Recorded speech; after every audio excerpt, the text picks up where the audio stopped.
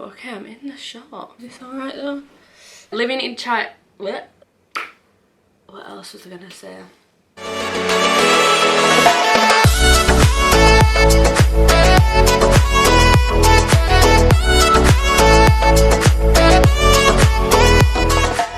Hi everyone, welcome back to my channel. So today's video is going to be a living in Thailand Q&A.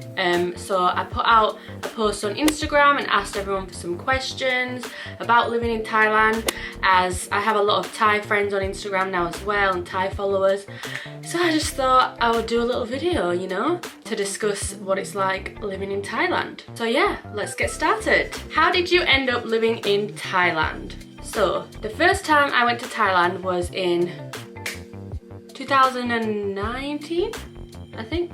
Yeah, 2019. And I went and did a program called Camp Thailand, which is where you go and volunteer in orphanages, schools, all that good stuff. And when I came back from that trip, I was like, wow, I love Thailand. I couldn't believe how much I'd fallen in love with Thailand, and I don't know if that was just because it's the first place that I've been on my own away from my family and stuff, or if it's just because I genuinely love Thailand. I guess we'll never know the answer. But I came back to England and then I was like, I cannot stay here in the little town that I'm from. I was like, I need to get out again. So my plan originally was to go back to Thailand, start in Thailand, and then travel around Asia, go to Cambodia, Vietnam, Bali, and then end in Australia before coming back to England. I was only planning on doing 4 months. That's 3. I was only planning on doing a 4-month trip, and then yeah, coming back to England, and I went to Thailand and then I just never left. Where do you live in Thailand? I live in Bangkok, baby. I love living in Bangkok, like I love it so much. I do love the beach, like I really am a beach kind of girl. I love palm trees, all that stuff. I'm very about that vibe, but I just love the city life. I love being right in the thick of it, you know, hustle and bustle, all that. I love it. What is your favourite thing about the land of smiles? I love that question. I think my favourite thing about living there has got to be like meeting new people. The amount of new people that I've met since moving there is just unbelievable, and I have friends like all over the world now, like not even a joke. It's really good for meeting new people, especially if you're doing it like the travelling way and you're going to the islands where it's full of tourists and stuff. Like you're gonna meet a lot of people, and you meet such diverse people, and people who live in where I live in England I would never have thought I would hang around with. You know, like growing up in England in this small town, I always just kind of hung around with people who were similar to me, because that's what you think. You think you're gonna get along with those people the most, but meeting other people who are so different to me, I found like they're my best friends, you know? Which route would you suggest for a traveller to take?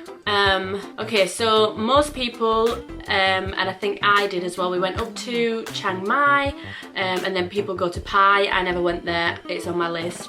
And then go back down south to like Suratani, take the ferry, go to Koh Samui, Koh Phangan, Koh Tao, the best island, my favourite place, and then back to the other side and do like Phuket and Krabi, Phi Phi Island. As long as you go up first and then head down, but you want to try and time it so that you're on Koh Phangan for the full moon party, because everyone kind of goes out that time and does the 3 islands on the east side of Thailand? I don't know. But anyway, go up and then go down.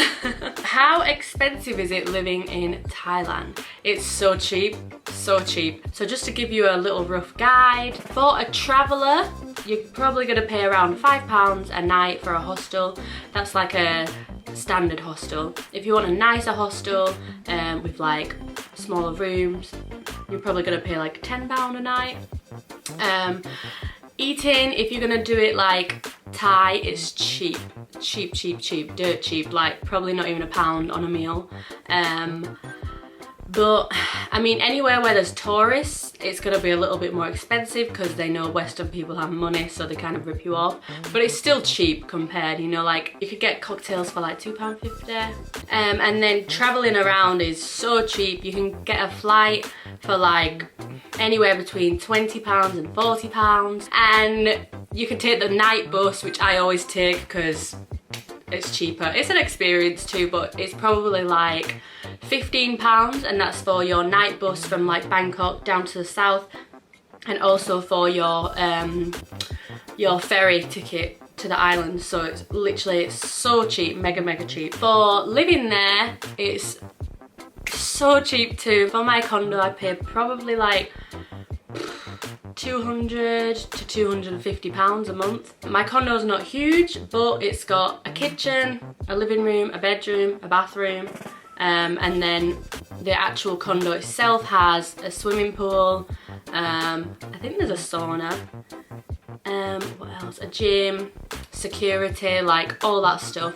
And I'm in a really good location now as well, so you can definitely live there for cheap. And my bills, my electric is like £25 a month, if that, and my water is like, I don't even think I pay like £1 for my water a month, and I use a lot of water. So living in Thailand is definitely cheap, and if you want to get out of England and go and experience something and live abroad, then I would suggest Thailand. It's the place to go. What's the most important thing to remember when traveling Thailand alone?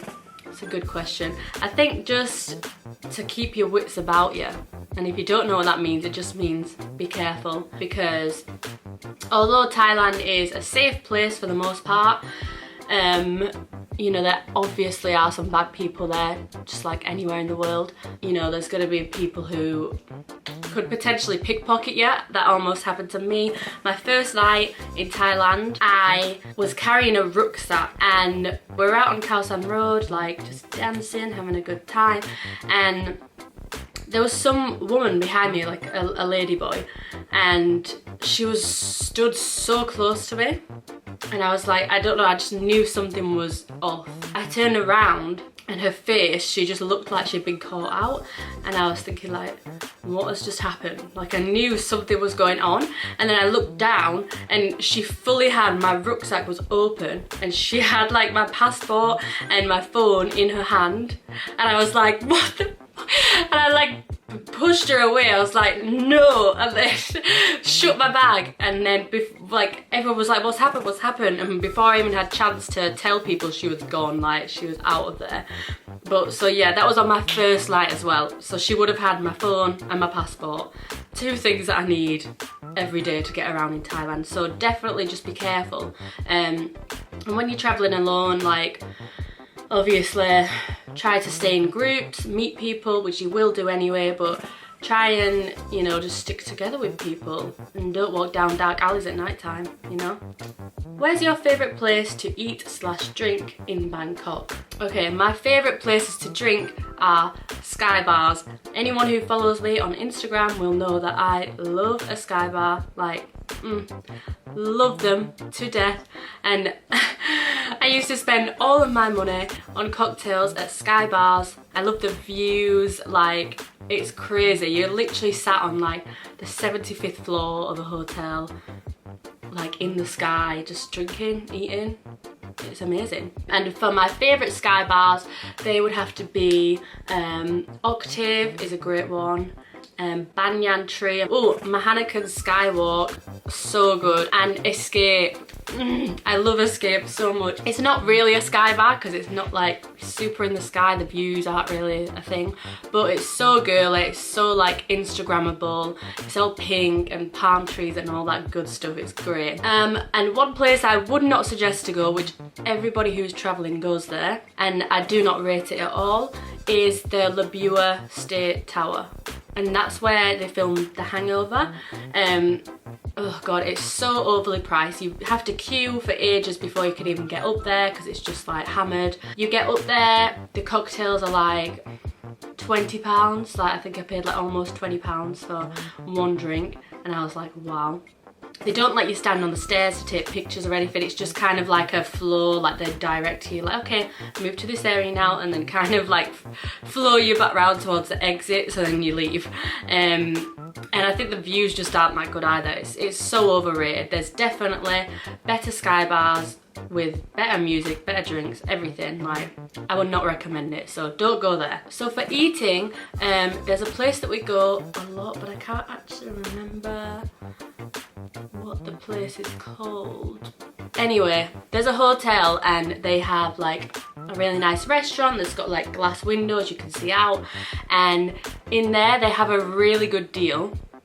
I think it's like you pay 1,000 baht, which is about £25, for 2 hours, unlimited drinks, food.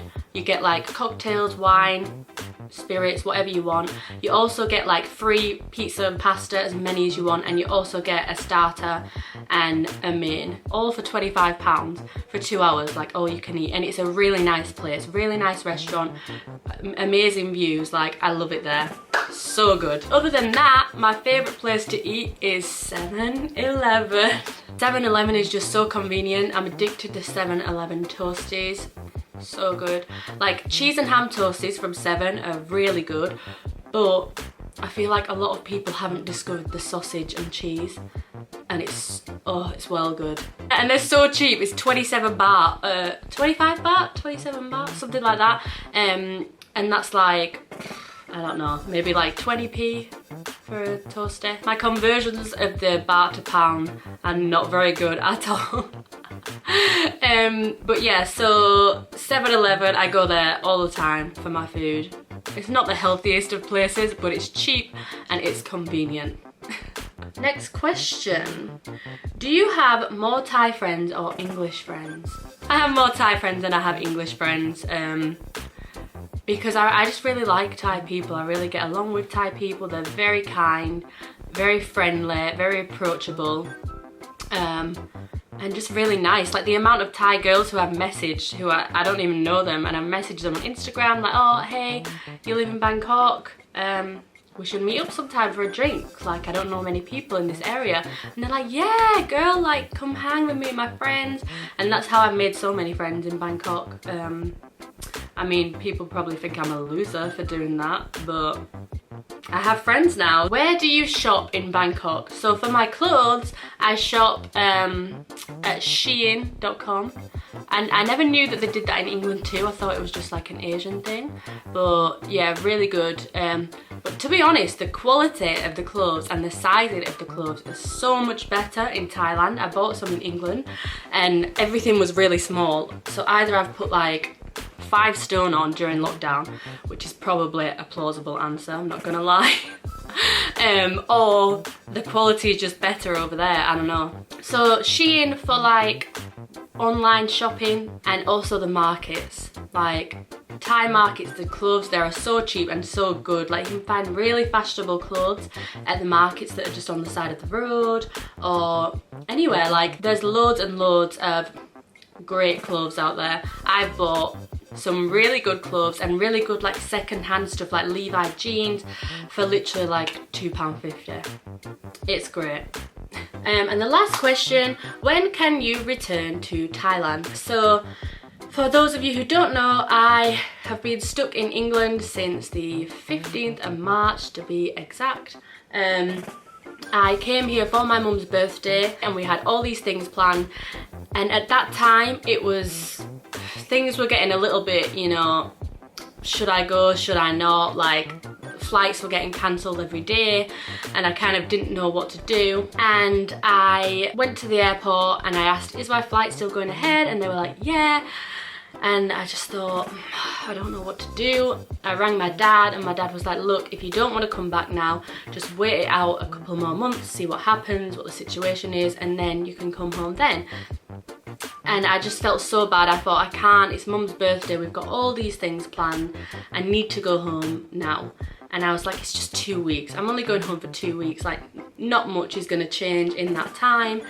Little did I know, like 2 days after I arrived back in England, the whole world shut down. Thailand like locked everybody out, and I was like, okay, this is great. And honestly, at the beginning, I was really upset. I was crying a lot of tears because like Thailand is my home now, and obviously England is home, you know, my family is home, but I have built a life there now. I've got a house there, I've got friends there, and I'm still here living out of a suitcase like 5 months later. So yeah, but the end is in sight.